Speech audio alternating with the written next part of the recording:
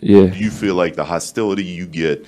There's no hostility, bro. It's basketball. Well, you were flicking some people off. I'd say that's some hostility. From what? What point? Are you guessing that that's hostility, or like Well, hostility for me is like growing up? Well, we've never seen that from you this season, where you are running down the floor flicking people off. This is the first time you actually caught it because it's a big time game. I respond in different ways. You know what I'm saying? Come on, bro. Stop being weird. Clearly, there was some feelings about it. This is why people call you out sometimes. And you stop lying. You don't go into games flipping everybody the bird. This is the first time we see you do that. Come on, man. Okay, Kyrie Irving.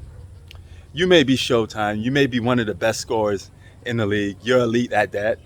You rise to the occasion in clutch moments. You know, you like the spoke. You like all of that type of stuff. And I give you props for that. But, brother, you're going to get fined for this shit.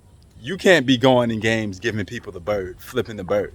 And there ain't going to be no repercussions for this. Because if you get away with this, just imagine how many other players that's going to do this. Now, as you can see, clearly Kyrie Irving is letting the fans get to him. He's bothered by the fans. And he pretending to that reporter like he didn't care what that reporter had to say and try to flip the question on him. You know, lying at that. And here he goes, he's going to flip the bird again. But you do this in every game. Yeah, right. Give him credit. When he was flipping the bird, he was being as creative as possible, okay? And pedestrian with it like a motherfucker. He was... No, but... okay, he was all over the place. He was like...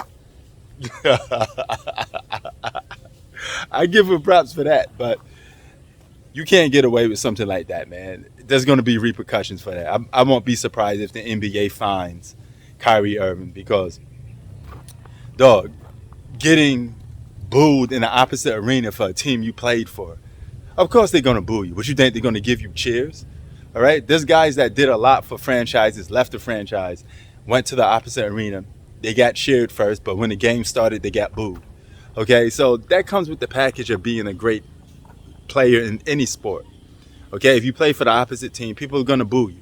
You got to wave through it. Now, I understand that you're a very sensitive guy. You don't like to be called things. But hey, listen, man, that comes with the package of being an NBA player.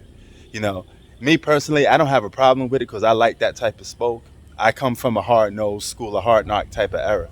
You know, so I don't mind that type of conflict with the fans. But today's league is overly sensitive.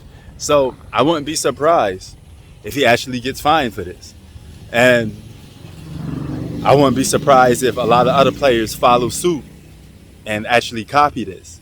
And it gets to a even more worse standpoint. Because the NBA has a problem when it comes to doing certain things. Okay, it's monkey see, monkey do, right? It's one of those type of situations because all these guys copy each other and they look at things that they could get away with. If I could get away with flipping a bird at people, then there's no telling what else I could get away with. So guys are going to try this again, and they're going to do it until they keep getting away with it. So the NBA better do something like fine Kyrie Irving, or hope is not as something as extreme as missing a game because the Brooklyn Nets need him. But he could very well cost the Brooklyn Nets a game if he gets suspended and misses a game. Okay, the NBA is going to review this. There's no way they're just going to let this go by and, you know, scot-free and don't even say nothing about it. But we'll see what happens, man. Principal Peace. What do you think? Was it justified or not? Building what it's going to be like, but it's the same energy they have for me, and I'm going to have the same energy for them. And it's not every fan. I don't want to attack every fan, every Boston fan, but, you know, when people start yelling and you and all this stuff, it's but so much you can take as a competitor. And, you know, we're the ones expected to be docile and be humble and take a humble approach. Nah, that's the playoffs. This is what it is. You know, Now that's a better response. That's how you respond to the fans. Got no problem with that one. Catch you on the next one. Come get this work. Peace.